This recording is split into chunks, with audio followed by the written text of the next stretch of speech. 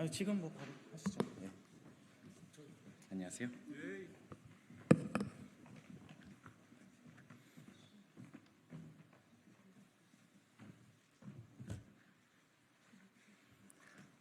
네, 안녕하십니까. 국민의힘 국회의원 김근태입니다. 저는 이달 초에 모수 조정에만 그치게 되는 연금 개혁은 미래 세대에 대한 기만이다라는 취지로 기자회견을 한 바 있습니다. 단순한 모수 조정, 지속 가능성을 담보할 수 없는 단순한 모수 조정이 아니라 근본적인 구조 개혁을 해야 된다. 연금에 있어서 거기에 대해서 동의하시는 또 연금 연구회에서 관련해서 이 문제점에 대해서 의견을 말씀드리고자 이렇게 또 기자회견을 이 자리를 갖게 되었습니다. 네, 그래서 연금 연구회의 말씀 들어보도록 하겠습니다.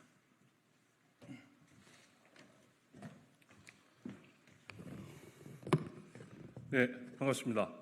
연금연구회 총무를 맡고 있는 한양사이버대학교 김신영 교수라고 합니다.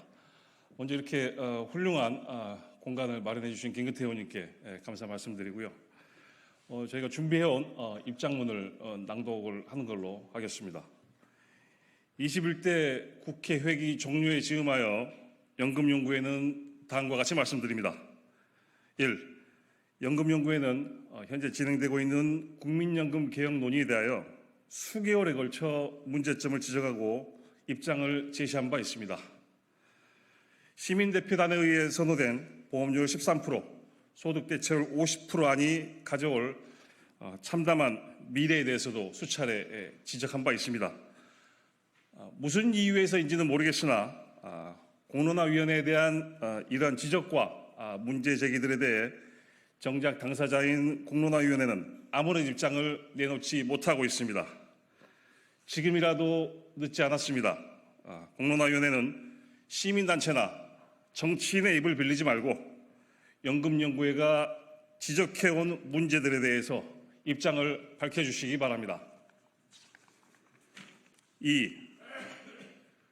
공론화위원회가 내놓은 보험료율 13%, 소득대체율 50% 안은 대다수 연금 전문가와 언론의 질타를 받고 결국 폐기 처분된 것으로 보입니다. 그런데 지금까지 뒷짐을 지고 지켜만 보고 있던 정치권에서 갑자기 보험료율 13%에 소득대체율 43%와 45%를 놓고 티격태격하더니 협상이 결렬되었다고 말합니다. 애초에 43%와 45%가 어디에서 나온 수치인지도 모르는 마당에 최근에는 중간값인 44%, 심지어 44.5%로 하는 게 좋겠다라는 주장이 자칭 연금 전문가들의 입에서 흘러나오고 있고 몇몇 언론은 마치 기다렸다는 듯이 이를 퍼나르고 있습니다. 44.5%가 좋겠다라는 주장의 근거는 첫째, 가장 최근에 여당이 44%를 수용하겠다라는 의사를 표명하면서 그렇다면 44%와 45%의 중간인 44.5%로 여야 간에 합의를 하는 것이 어떻느냐라는 것이 이유일 테고요. 두 번째는 이렇게라도 하는 것이 아무것도 안 하는 것보다 낫다라는 논리에 근거하고 있는 것으로 보입니다. 3. 연금연구회는 다음과 같이 주장합니다. 근거도 없고 족보도 없는 소득대체율 44.5%는 다음과 같은 이유로 연금개혁이라는 이름을 붙일 수조차 없습니다. 2023년 현재 1825조 원, GDP 대비 80.8%입니다. 1825조 원인 국민연금의 미적립 부채를 불과 26년 뒤인 2050년에 6,509조 원, GDP 대비 125.9%가 됩니다.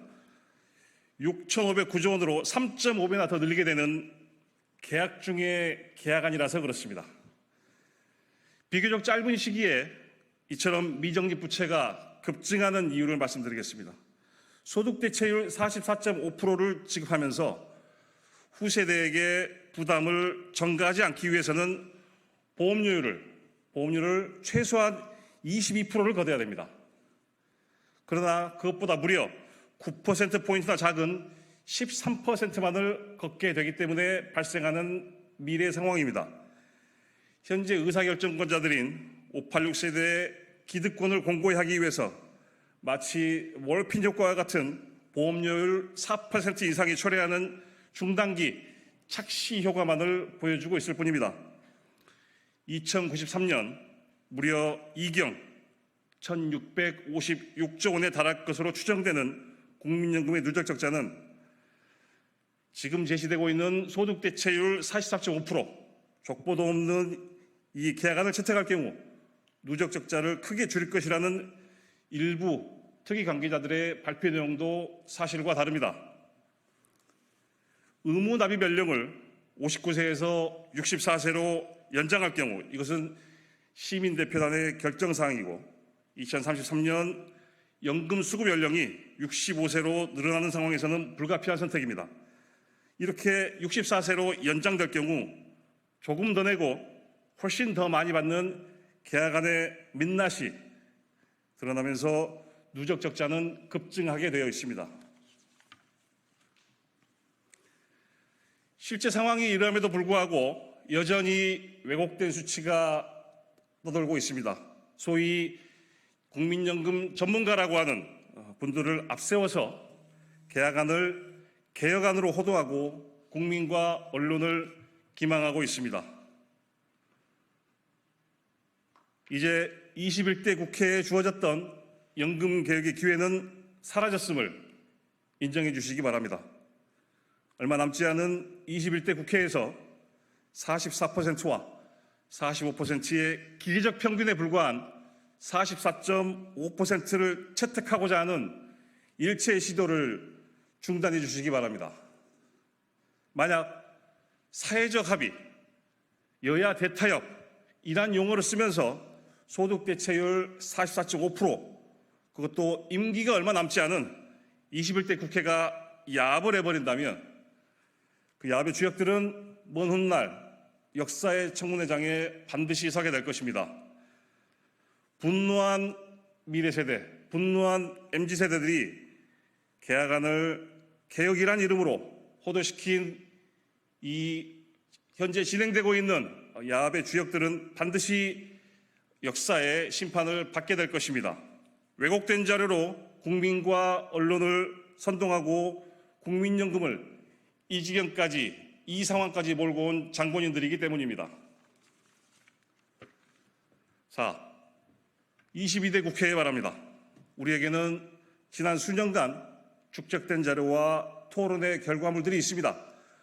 그렇기 때문에 백지 상태에서 출발하는 것이 결코 아닙니다. 연금개혁의 핵심은 노소득 보장과 제도의 장기적 지속 가능성, 어찌 보면 서로 상충될 수 있는 두 가지 목표를 사회의 모든 구성원이 받아들일 수 있는 형평성 있는 룰에 기초하여 달성할 수 있느냐의 문제입니다. 이것이 연금개혁의 핵심입니다.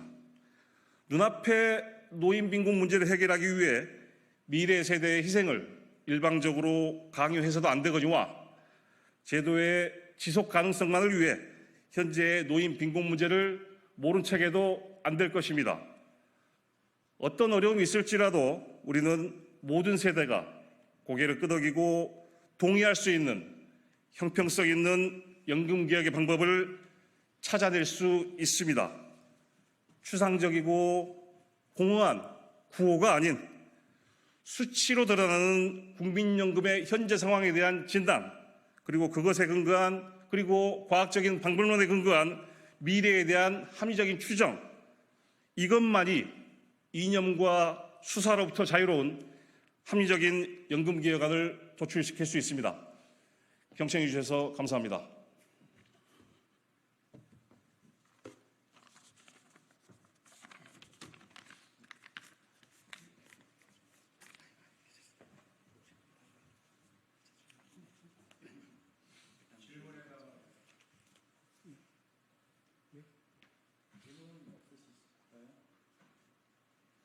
네, 기자회견